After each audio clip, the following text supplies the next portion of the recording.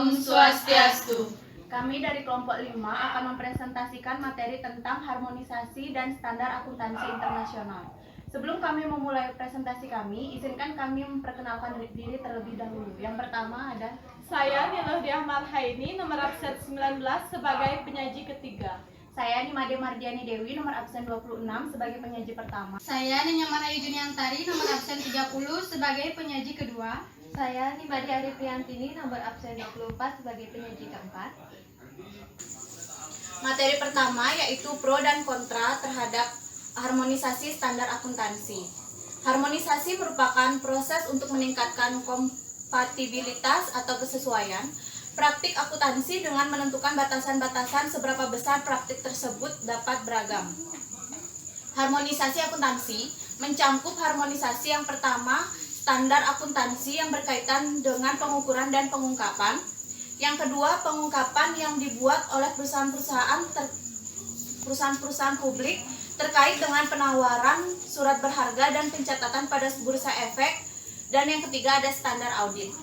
Adapun pro dan kontra harmonisasi akuntansi yaitu terdiri dari yang pertama, keuntungan harmonisasi akuntansi internasional.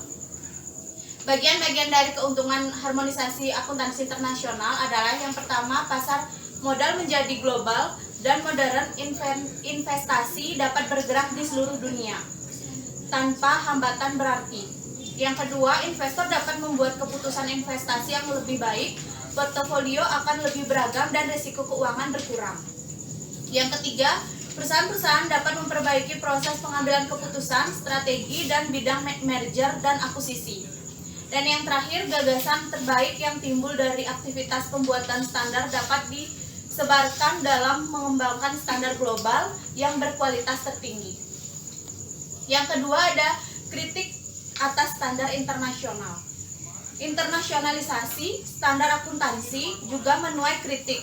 Pada awal tahun 1971 sebelum pembentukan IASC, beberapa pihak mengatakan bahwa penentuan standar internasional merupakan solusi yang terlalu sederhana untuk masalah yang rumit. Dinyatakan pula bahwa akuntansi sebagai ilmu sosial telah memiliki fleksibilitas yang terbangun dengan sendirinya di dalam dan merupakan kemampuan untuk menyesuaikan diri dengan situasi yang sangat berbeda. Salah satu nilai terpenting yang dimilikinya, lebih jauh lagi ditakutkan bahwa adopsi standar internasional akan menimbulkan standar yang berlebihan. Materi yang selanjutnya ada pelaku utama.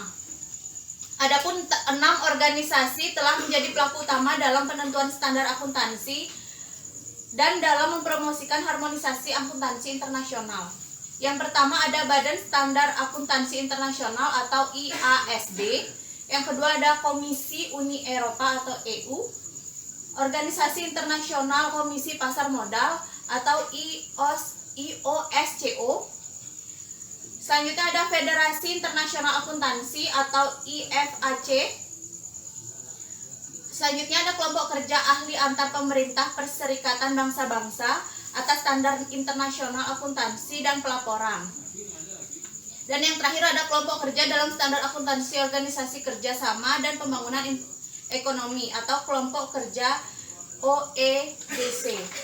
Materi selanjutnya akan dipaparkan oleh rekan saya Yujuni. Untuk Yujuni disilakan. Terima kasih atas waktunya. Di sini saya akan melanjutkan presentasi dari penyaji sebelumnya, dan materi yang saya bawakan yaitu terkait dengan tinjauan aspek ekonomi, politik, dan sosial. Jadi, standar akuntansi saat ini telah mengalami pasang surut perkembangan. Ada berbagai faktor-faktor yang mempengaruhi perubahan standar akuntansi terutama di Indonesia. Faktor-faktor tersebut selalu berhubungan dengan lingkungan ekonomi, lingkungan politik, serta organisasi profesi yang berhubungan dengan akuntansi. Seperti yang telah kita ketahui bahwa di Indonesia adanya perubahan dalam lingkungan politik dengan terjadi pergantian kepemimpinan yang mempunyai karakter dan sikap yang berbeda-beda. Karena dengan pergantian kepemimpinan ini akan mempengaruhi tipe perekonomian suatu negara yang berdampak pada standar akuntansi yang akan diterapkan dalam dunia usaha ataupun dalam pemerintahan. Nah, dengan demikian, harmonisasi standar akuntansi internasional akan menjamin pencatatan transaksi keuangan dilakukan dengan standar tertentu dan diberlakukan secara konsisten, sehingga akan menghasilkan informasi yang dapat digunakan sebagai dasar pengambilan keputusan bagaimanapun situasi dan kondisi dari perekonomian, politik, maupun kehidupan sosial di sebuah negara. Materi yang selanjutnya yaitu alternatif level harmonisasi. Terdapat dua level harmonisasi, yaitu yang pertama, harmonisasi dalam standar akuntansi yang meningkat kesepakatan dalam aturan akuntansi. Yang kedua, harmonisasi dalam praktek yang meningkat perjanjian dalam praktek akuntansi yang sebenarnya.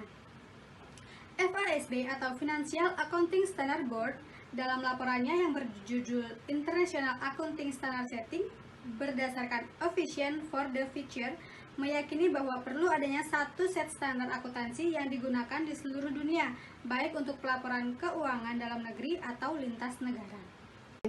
Standar akuntansi yang memiliki kualitas tinggi adalah suatu standar akuntansi yang tidak biasa dan menghasilkan suatu informasi yang relevan dan dapat dipercaya yang berguna bagi pengambilan keputusan oleh para investor, kreditur, dan pihak-pihak yang mengambil keputusan serupa.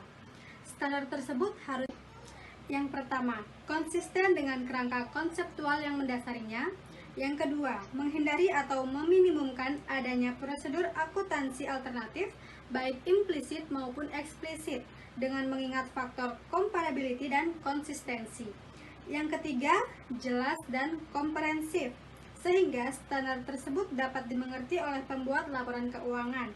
Auditor yang memeriksa laporan keuangan berdasarkan standar tersebut oleh pihak-pihak yang berwenang mengharuskan pemakaian standar tersebut serta para pengguna informasi yang dihasilkan berdasarkan standar tersebut.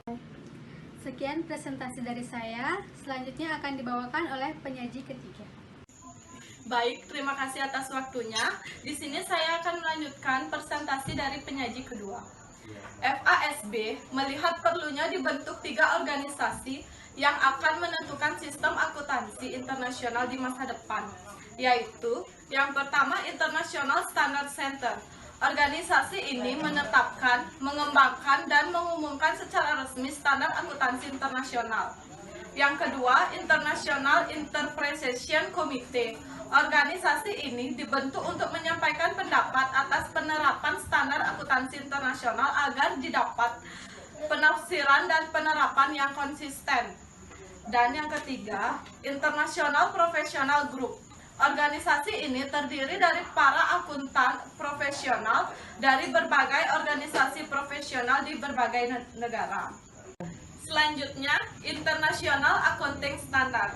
Pada awal tahun 1971, sebelum pembentukan IASC, beberapa pihak mengatakan bahwa penentuan standar internasional merupakan solusi yang terlalu sederhana atas masalah yang rumit.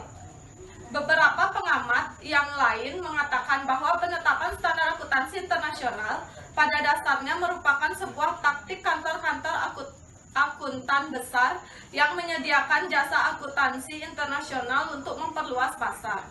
Lebih jauh lagi, ditakutkan bahwa adopsi standar internasional akan menimbulkan standar yang berlebihan. Argumen terkait adalah perhatian politik seringkali berpengaruh terhadap standar akuntansi dan bahwa pengaruh politik internasional tidak terhindari lagi akan menyebabkan kompromi standar akuntansi.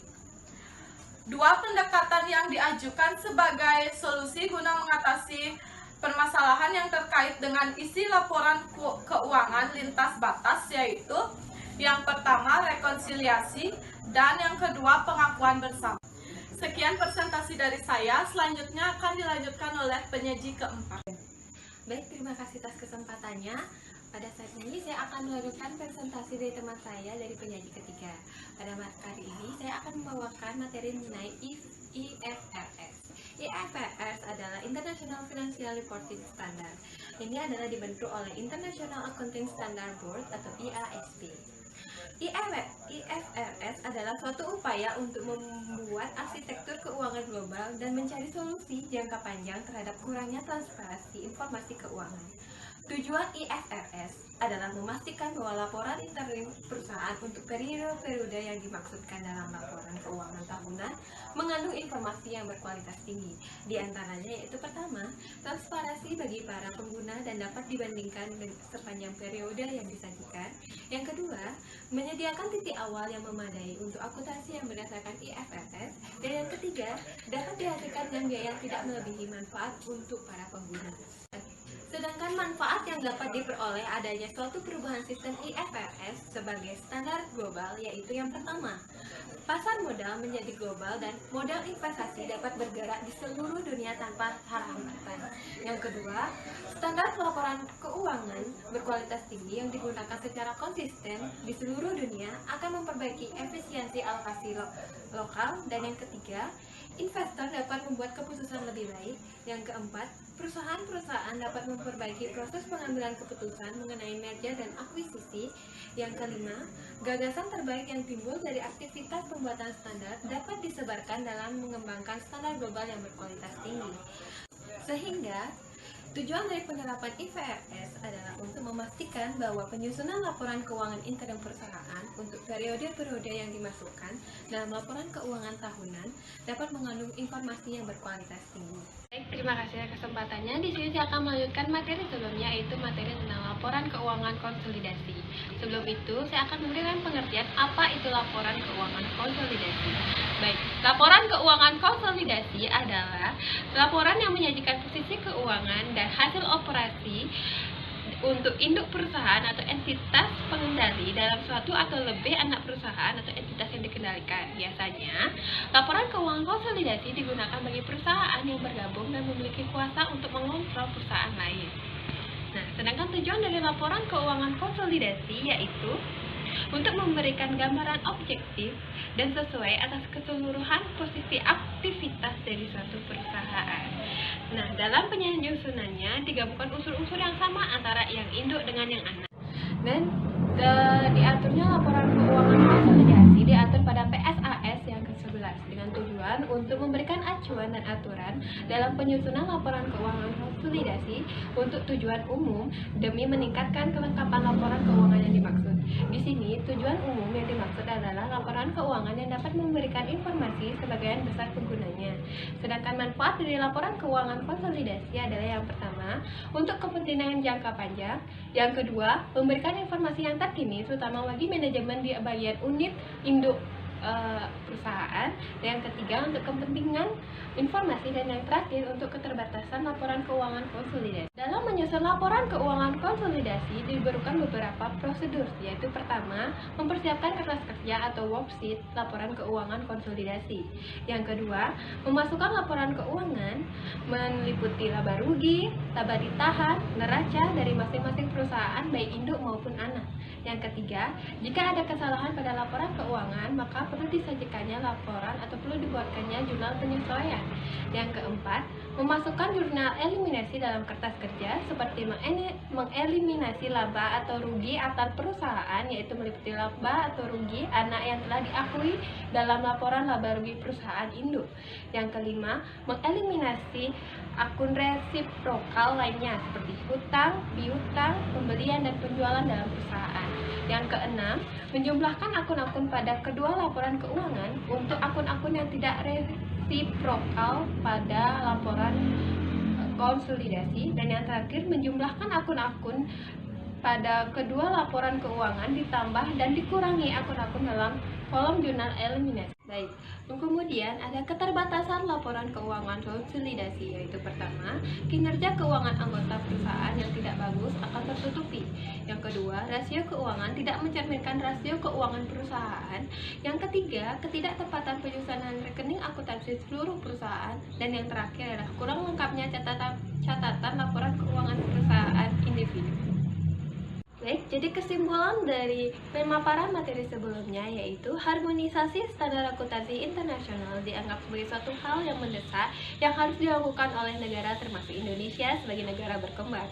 Mengingat tujuan penyusunan standar akuntansi tersebut untuk dapat dipergunakan sebanyak mungkin negara di dunia, maka dalam penyusunan standar akuntansi tertentu saja, Badan Standar Akuntansi Internasional mempertimbangkan kondisi sebagian besar negara sehingga sesuai dengan kebutuhan negara yang menggunakan standar tersebut, terjuga bagi negara Indonesia. Dan untuk laporan keuangan konsolidasi, yaitu laporan keuangan konsolidasi adalah laporan yang menyajikan posisi keuangan dan hasil operasi bagi perusahaan yang bergabung dan memiliki kontrol terhadap perusahaan lainnya. Tujuan dari pembuatan laporan keuangan konsolidasi adalah untuk memberikan gambaran objektif dan sesuai atas keseluruhan posisi serta aktivitas dari perusahaan. Dan metode penyusunan laporan keuangan konsolidasi dibagi menjadi 3, yaitu ekuitas tidak lengkap, dan hasil perolehan. Sekian dapat saya paparkan, saya kembalikan pada moderator. Sekian presentasi dari kelompok kami. Akhir kata kami tutup dengan Parama Santi. Om Santi Santi Santi Om.